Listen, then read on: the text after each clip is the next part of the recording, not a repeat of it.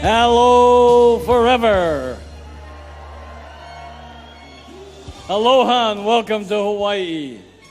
Are you having a great time? Isn't it wonderful to see all these wonderful distributors who have worked so hard for this last year to earn the trip here, to receive these great bonus checks. The chairman's checks are wonderful. You want to see more of them? Okay, well, don't go to sleep. Don't leave the building because we got more checks today. And make sure you're back here tomorrow because they keep getting bigger and bigger and bigger. You know, I think we all have to be so thankful to God for all of the many blessings that we have and the opportunities in forever. And this trip, this week, we ought to be thankful for the sun and the warmth that we get from it. And we need to be thankful for the full moon. Did you notice this week we have a complete big full moon? Wow, is that exciting? And sure fun to be out on the beach playing in a full moon, isn't it? And then, of course, we're so fortunate to have the beautiful rains because they bring forth beautiful flowers and wonderful fruits, and the trees look so gorgeous, and everybody loves coconut trees, right? Okay, well, we have a lot to be thankful for.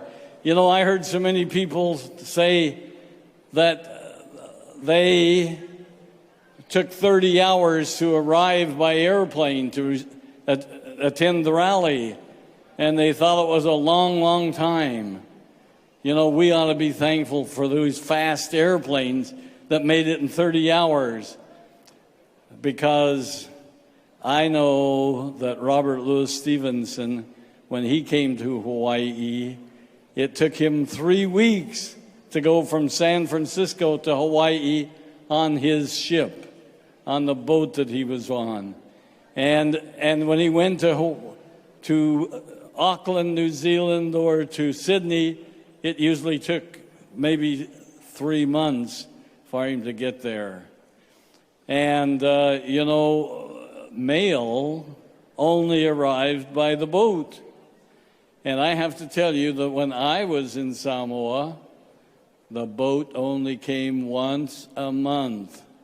And so you can bet we were there to see if somebody still remembered us. Well, most of all, I want to tell you that I'm thankful for you and you and you. You're the greatest people on this earth. And you're here because you are the very best. And I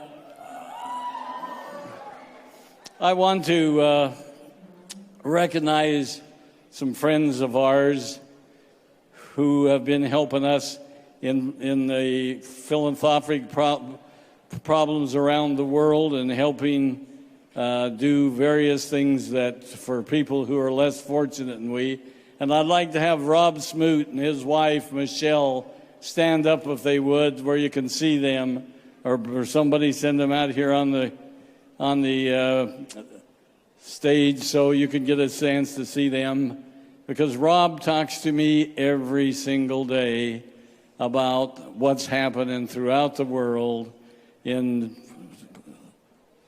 tidal waves, in all of the problems that we know about and that go through the various countries. And he spends his life helping those people. And so I hope you get a chance to meet him. Rob, where are you? Can anybody see him? And from up here, we can only see a big light out there. So we'll get him to come out here on the stand, and his wife, Michelle, later as soon as they can find him. Well, I wanted to tell you a little about the history of forever. Would you like to know more about history of forever? 35 years is a long time. How long can you sit here today and listen? Forever? Well, you know, it's been an incredible journey, and our successes have been fantastic. But with those successes, I have to tell you, there's been a lot of challenges. You know, it hasn't been rosy and every day. It has had its thorns, and it has had the challenges. But they wouldn't need us if it wasn't any thorns for us to overcome, right? So that's what I want to talk a little about today. And the company history is not unlikely what happens to each one of you as you are building your forever business. Let me tell you a little about forever. I won't tell you the whole thing. In the beginning, I learned in my life at home with my family on a farm in Idaho that there's not any shortcuts to work. You can't shortcut it. You have to do it right, and you have to spend the time that it takes to do it. My dad taught me hard work, moving sprinkler pipes, working from daylight to dark to get the crops planted, to combine the grains when they were ready in the fall. And I actually was able to get 2 weeks out of school every spring and every fall, 2 weeks, to be able to help with the crops, because the family needed to have the crops brought in so they could sell them and have money. My dad taught me very hard work. He always said that a lean purse is easier to cure than endure. And I'm going to tell you what that means a little. It means that if you don't like not having money to be able to buy things, the way to solve that is go work. Go do whatever you can do to earn money so that you don't have to be poor. And that goes for every one of us. And I'm sure every one of you can say that when you were growing up, that you had that same challenge, the same problems. Well, I believe in the philosophy of hard work, no shortcuts, and with it, I've had an opportunity to have some successes. That, you know, the traditional businessman working in a corporate world. So I went to college, and afterwards I worked in an accounting firm with Deloitte and Touche, and I learned how to be a corporate businessman, and I liked it, and I enjoyed it. I liked doing taxes because I knew if I was successful, I was going to have to do a lot of tax paying, and I loved to do that. I loved to see how other people did their businesses, and so for 2 years I worked with them. Then I went the real estate business because I loved real estate. I love big buildings. I love lots of land. And I worked for many years in that and business. And that's when I got acquainted with some of my friends who were in multi-level marketing. And they were always coming to me and say, Rex, come and speak to our group on Saturday and tell them how long it took you to get to be a vice president of Del Webb Corporation, which, by the way, was the only New York Stock Exchange company in Arizona. And tell them how long it takes you to make $100,000. Give them some guidelines, because we can show them how to make more money faster. And so I'd say, if it'll help you, I'll come and do it. And so I would sit there on a Saturday and watch them put the marketing plan on the board. And I'd say, this is kind of pretty good. It's smart. It's smart marketing. It's smart helping people. And if the numbers are true, they're going to make a lot more money than I do. And so I started researching the marketing plans that were in existence at that time, and I said, I can do it better. I can do it so people make more money over a period of time, because I know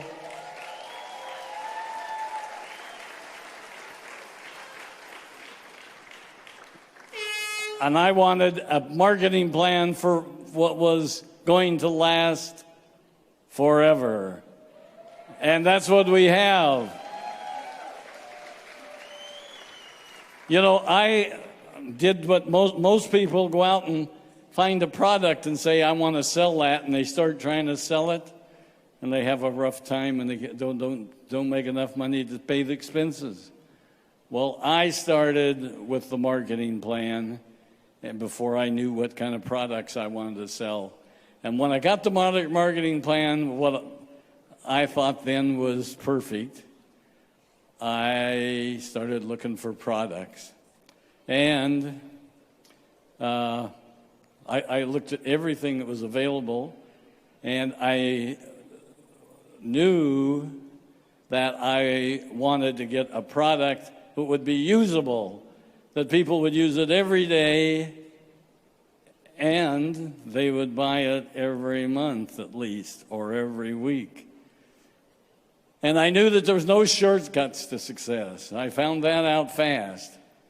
And I had learned that in all my prior jobs.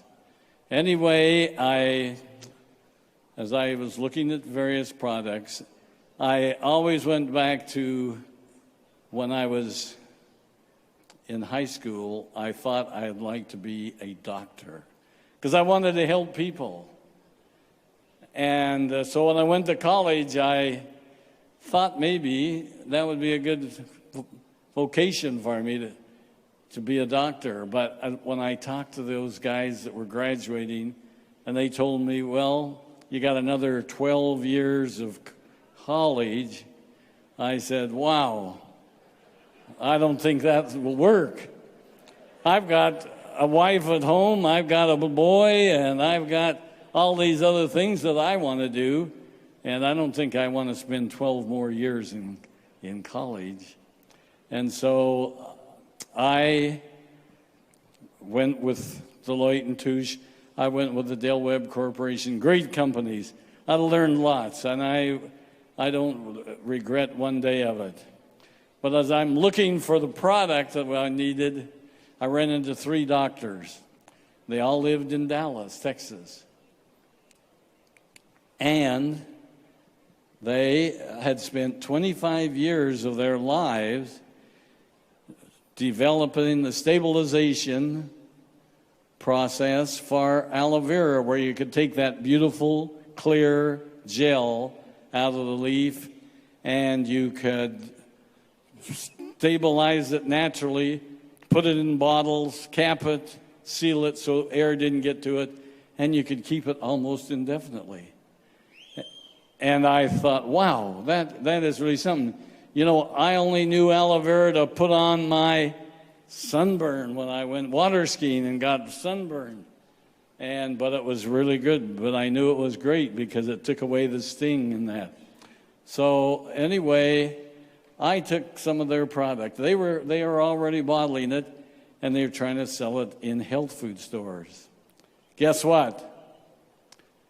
It sat there on the counter, and you could put your finger around it and dust every place because nobody knew what aloe vera was. Nobody knew what to do with it, and they weren't selling any. And when I told the people at my company at Dale Webb that I was going to sell aloe vera, they said, "Aloe who?" They never even heard of it. Nobody, no wife, no mother had an aloe vera plant in their kitchen like today. Everybody knows aloe vera all around the world. And so we were very fortunate that I said, give me some of that product to try, and I'll take it to people who have ailments. And everybody that drank aloe vera said, hey, I feel better. The pains in my stomach are gone. My tennis elbow is working now. Everybody was happy with it. And so we started with just 3 products. Aloe vera juice, we called it then. Aloe vera jelly and aloe vera lotion. 3 products. We started for almost the first 2 years. But guess what? It worked. Everybody that got some of it worked it, and they shared it with their friends, and pretty soon almost everybody in the United States was trying aloe vera. And I don't know how many of you are here today. I know some of you are here today that started that very first month in April of 1978. 1978, right? How many here today started with us in 1978 or 79? Will you stand up? And anybody here? And let's see who you are. I think Delma Syndergaard is here. I haven't seen her yet. Delma, you here? Stand up. The Herreras, Lydia and the Herreras. I know you're here. I've seen you. The DeBones, Marco and Milagros DeBone is here. How many more are here? Can you see anybody? Well, come up afterwards, and I want to see you up here on the stand. We're going to take a picture as soon as our rally is over, so you'll be able to see them. Well, in the early years, we leased an office in Phoenix, Arizona, where I had the real estate company that I was working with, and it had a small office where we put 3 desks, 1 typewriter, and 1 telephone line. That's how we started forever. Is that incredible? We put labels on and stored the products in a garage in the space between my pickup and my car. We purchased aloe vera products from the doctor, and one of the 3 doctors, some of you have read his book, I'm sure, Bill Coates. How many of you, raise your hand if you've read one of Bill Coates' books? He was one of those 3 doctors. He's still alive in Dallas, but they told me this week that he's ailing, he's been sick, and he hasn't been selling very much product. But we purchased products from outside vendors who were raising aloe and trying to make products. And I found out that every month they wanted to raise the price. And if they raised the price, guess what? I had to raise the price to you. And that wasn't a very good thing. And so I went down to South Texas and looked over the aloe vera plantations, and there was only about 6 parcels of land growing aloe vera. And I knew from the very first month that we were going to be needing lots of aloe vera.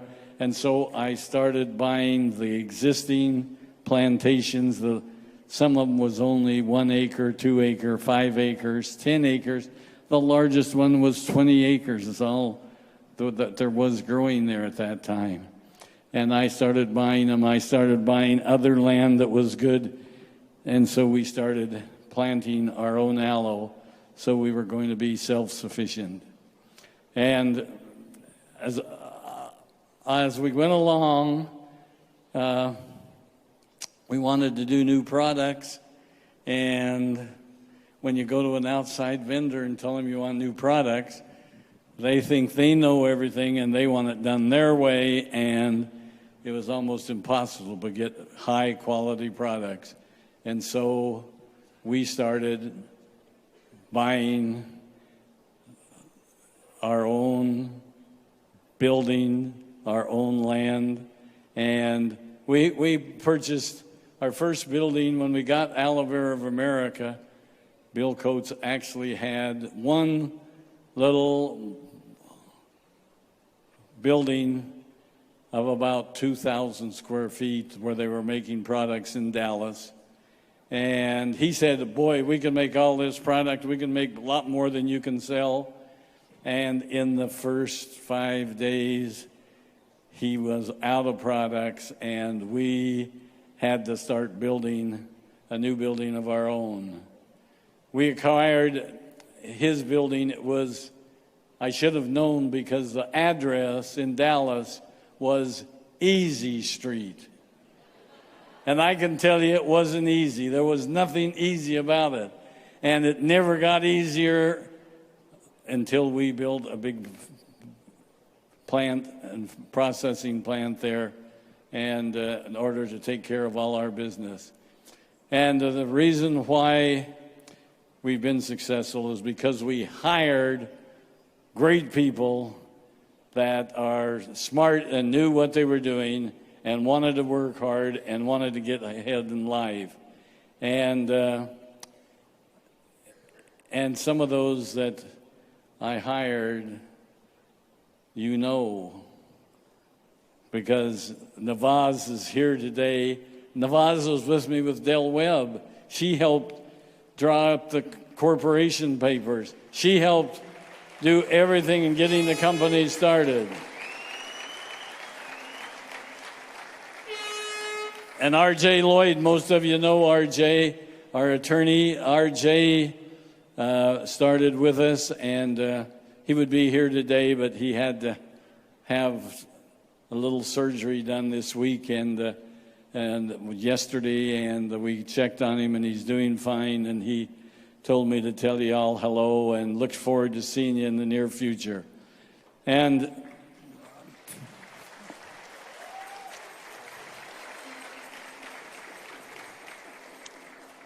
you know who else was with us when we started? Greg. Greg was in high school. Greg came in every day after school. You know where Greg started? Greg started out in the warehouse. He did everything for every job, every direction. When he learned how to take care of the products, make sure they got to the distributors, shipping everything that was happening, and then they moved him up to accounting. He went through every job in accounting so he would know how to do it. Pretty soon he actually graduated from high school, working part-time forever. And then he went to college. He went to Argentina for 2 years on a mission. He did everything that we needed him to do. He was a gopher for his first 10 years of his life, I think.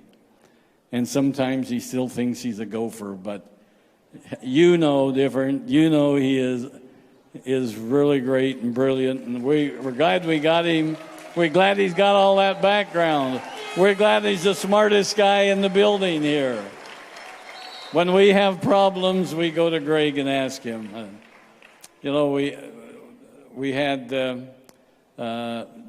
our first receptionist that Navaz interviewed, Judy, our receptionist, still today is with us.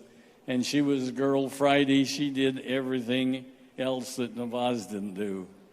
And and we have long-term people. We've given her a 30-year pin already, 30 years. Is that great?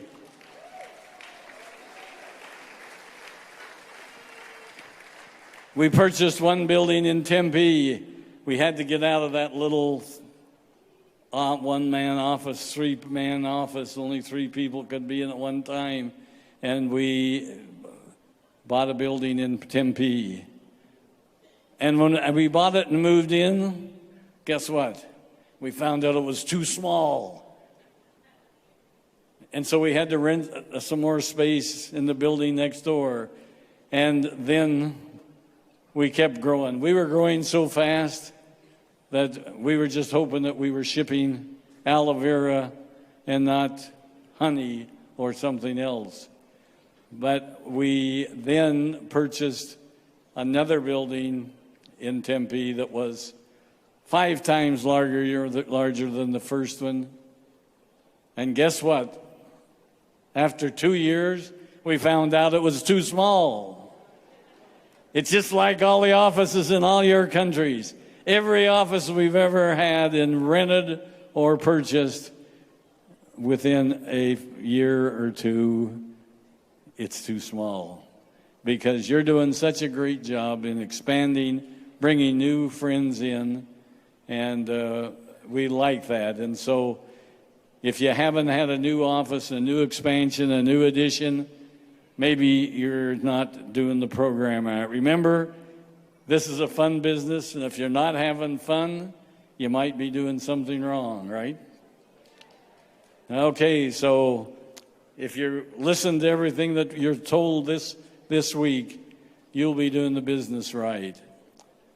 Well, in 1982, we purchased Robeson Honey Bee Products, and that really expanded everything. We were now selling pollen, we were selling propolis, we were selling royal jelly, we were selling honey, and we had bees going every place. We had all the bees in Arizona going up to Grand Canyon, collecting all of the honey and all of the pollen that they could get. And it didn't take us very long to find out that we now we are buying pollen and propolis from all over the world, and honey from all over the world, and from China to Spain, and you're selling the products that are really the very finest. They are giving people better health, which is really good.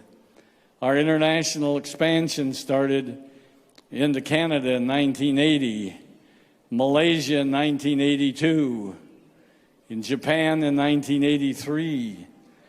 Sales, listen to those guys, and you know, but Japan was a major undertaking, and it wasn't easy at first.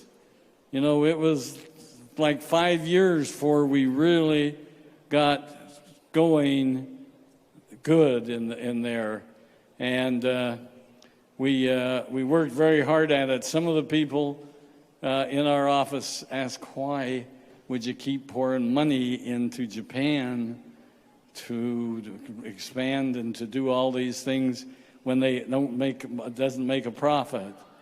Well, I told them, don't you worry.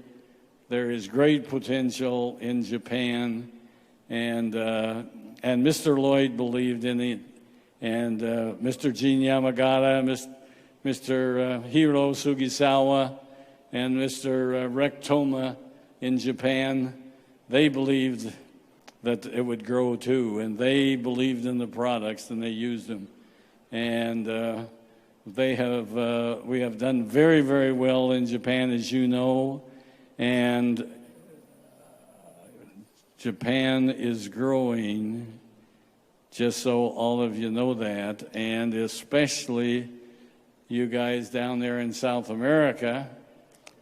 Yeah, you know that for many years they were number one seller in the world, in the countries around the world, and that you better keep growing, or somebody's going to be knocking at your door and coming up behind you. And we encourage them and know that they're doing a great job. And Greg has been, our president has been put on our executive team in Japan and helping them. And we are very excited about what's happening there. We moved to our current building from Tempe. We moved to Scottsdale, Arizona in 1997. And we were in a building too small, of course. We had to put people in other buildings because we didn't have enough room for them. And so I've been looking at all the buildings around, and lo and behold, one of the banks consolidated, sold out to Wells Fargo, and their main building was available. And so we negotiated with them. We were able to buy the building, and the great thing about it, it was the bank that we had been using for our resorts, and we had a couple of loans with them on resorts over in Las Vegas on the Lake Mead, and they called us up one day and said, "Hey, we've got too many loans out. The government's telling us we've got to get rid of some of the loans, and so we're calling all our loans in, and we're going to call your loans, and you're going to have to pay it off." And we went down and sat down with them and said, "Hey, we've had loans with you on our resorts now for some almost 10 years, and we've paid every month, every quarter, every year. We've made the payments, never missed a one." And they said, "We're sorry, we can't do it." So we kind of stomped out of the bank and said, "Well, tough luck. We'll go to somebody else." We did. We then went back to them the day after we bought our new building in Scottsdale, Arizona, and we walked in to the president of the bank and we said, "We're your new landlord. We're here to tell you that you're going to do business our way. And all the desks, all the pencils, everything here is ours. You're just renting it." So it was very fun for us. It was very fun to be able to do that. And so at that time I said, "I don't want any loans. I don't want any more debt. And if we can't pay cash for it, we don't want to buy it." And so that's the way we've been ever since that time.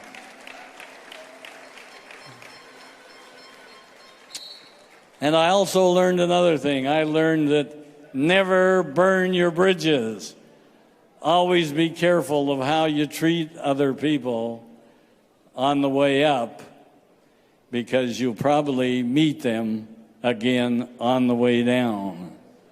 And so that was a good one for us. 1998, we're still growing and expanding into all the countries. And our sales topped $1 billion at that time. We continue to build our executives group and our worldwide leadership team that you guys know. And one thing we learned, that successful business is never a one-man operation. And especially in forever, you need to work together as a team. You need to help each other. You need to encourage each other, because sometimes it just gets downright hard to keep going every day with all of the people throwing things at you. Today, we have a new 280,000 square foot facility in Ava, in Dallas, and Aloe Vera of America. When I say Ava, is Aloe Vera of America, who makes our products. And they do more than 8 million gallons of aloe vera annually. 8 million gallons annually. Is that a lot of aloe? Man, you could swim for months in that much aloe, couldn't you? Now remember that we started on Easy Street with only 2,000 square feet of the building.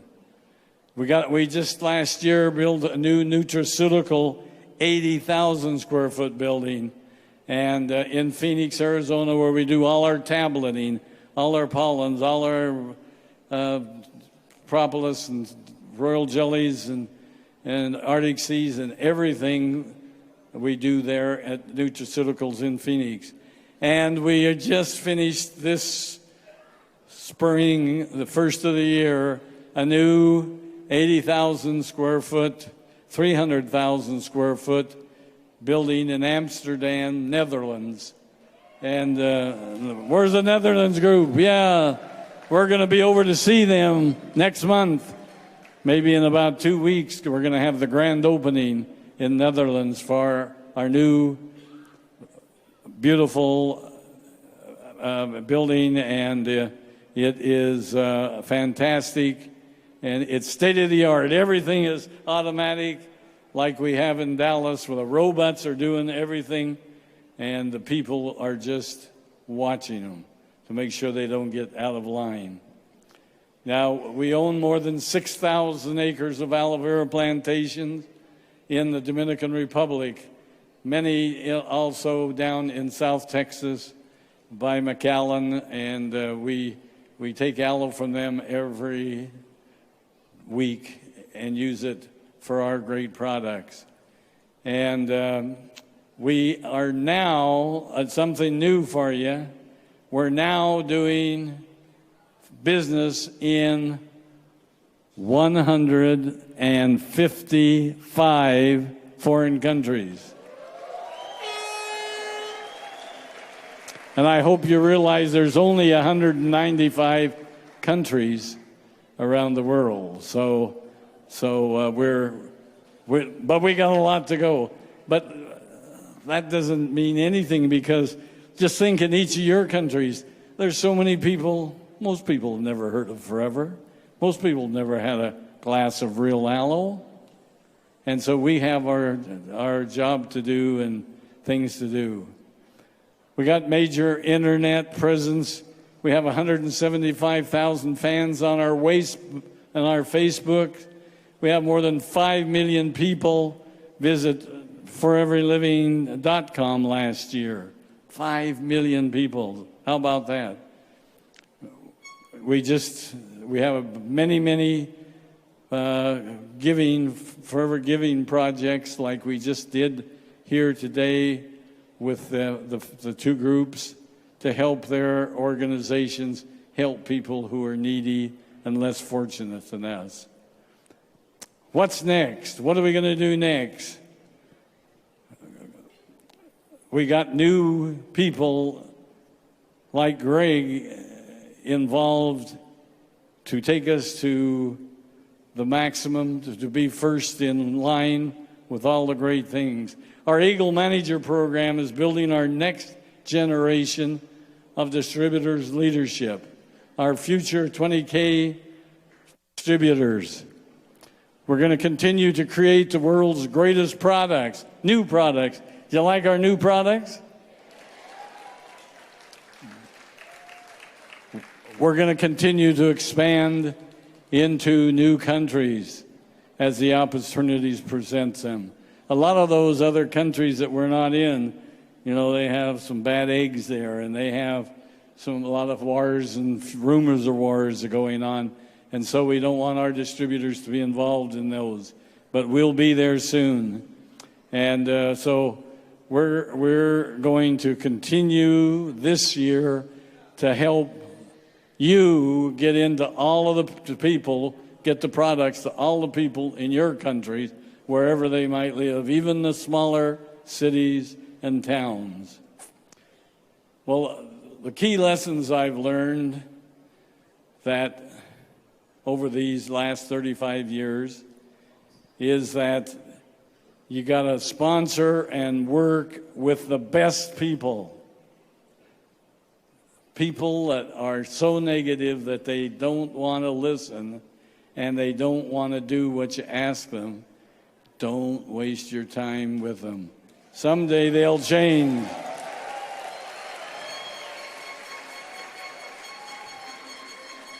Sponsor and work with the best people. That'll help you get to the top fastest. Build it right, and don't try to shortcut it. And remember the movie, if you build it, they'll come. We're going to build it, and we know you're going to come with new people. Gain control of the process in your business and build for the long haul. Create a long-term strategy, not short-term gains like other companies have. We're in it for the long haul. And most importantly, smile. Remember what Greg told us? Smile, smile. Attitude is everything. Positive thinking is contagious. Be a positive thinker, and people will want to be a part of you if you make it fun. Remember, our business is a fun business. Wear your pins. And remember I told you about Lays, how they're so important in Hawaii, in Samoa, in all the other countries in the Pacific, and other countries around the world use Lays. Wear them with pride. Make sure you take them home and tell all your downline people what a Lay's about, what the people do. It helps them be together. It helps them work together because they're all wearing the same Lay, and they all are shooting for the same pins. And so remember to wear your pin and be working towards your next level, because that's important for you to get bigger checks. Well, remember that I've told you 100,000 times, the power of forever is the power of love. I love you all.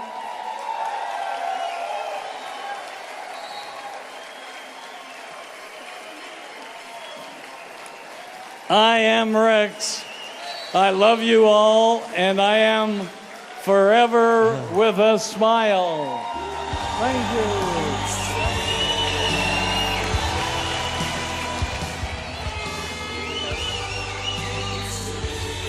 Rex, thank you so much. Please welcome to the stage, Miss Ruth Maughan. Come on, guys, a big round of applause for the lady that's been behind all of that supported Rex through all of those years of challenge and struggle. And guess what, Rex? Look behind us. Remember, it's our birthday, our 35th birthday. Congratulations, Rex, Ruth. And I wonder if you guys want to join us in singing happy birthday to these great people. Can you help me with that? Okay, ready? And you know my voice is terrible, so I apologize up front. But on behalf of all of us, we want to thank you both from the bottom of our hearts for sacrificing so much, enable us to have such an opportunity. 35 years later, we appreciate it. Do we appreciate it? Okay, ready? We have to do the English version. 1, 2, 3. Happy birthday to you. Happy birthday to you. Happy birthday, dear forever. Happy birthday to you.